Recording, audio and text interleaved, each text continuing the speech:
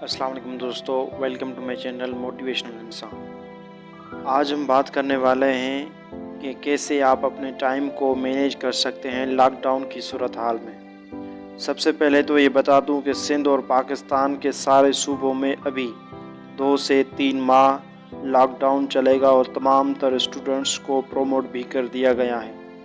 एक प्रॉब्लम तो पेपर्स की थी, वो ख़त्म हो गई क्योंकि स्टूडेंट्स को प्रोमोट कर दिया गया है। अब दूसरी सबसे अहम बात यह है कि स्टूडेंट्स अपने टाइम को कैसे मैनेज करें लॉकडाउन में। सबसे पहले तो आप सबको ये बता दूं कि इस वबा को मजाक ना समझना, ऐसा ना हो कि आप ही मजाक बन जाओ। अपने घर में रहो और अपने प्यारों के साथ साथ अपना ख्याल रखो।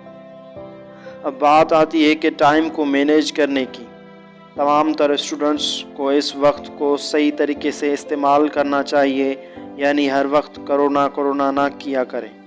आप अपनी सारी कोर्सेज जो पढ़ चुके हैं उन्हें रिपीट करें, और उसके बाद ये भी नहीं है कि आप 3 माह तक कोर्सेज को रिपीट करते रहें। एक टारगेट बनाएं कि आपको इतने दिनों में कोर्सेज को रिपीट करना है, और उसके बाद जो टाइम बच जाए उस टाइम में आप या तो एक्स्ट्रा बुक्स की रीडिंग करें, यानी तारीख़, मज़हब, नावल्स और दीगर जो इंग्लिश के बुक्स हैं उनको पढ़ें। उसके बाद दूसरा ऑप्शन आता है कि आप या तो ऐसी कोई नई एक्टिविटी करें, जैसे आप अपने घर में ही अपनी बॉडी को फिट करें, कोई इंस्ट्रूमेंट बजाना सीखें अगर आपके पास मौजूद है, या आप घर में ही बैठकर मज़हब इस्लाम के साथ साथ और भी मज़ाहिब को जानें।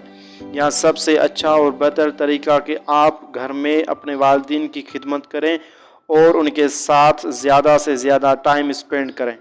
या आपके पास अगर इंटरनेट की सहूलत मौजूद है तो आप इंग्लिश बोलना सीखें, और भी दीगर दूसरे तरीके हैं। यानी उस सारे लेक्चर का अगर हम कंक्लूजन बनाएं तो ये होगा कि अपने टाइम को वेस्ट ना करें, मगर इसको सही तरीके से इस्तेमाल करना सीखें। अगर आज आप वक्त की कदर नहीं करेंगे तो एक दिन ऐसा भी आएगा जब वक्त आपकी कदर नहीं करेगा।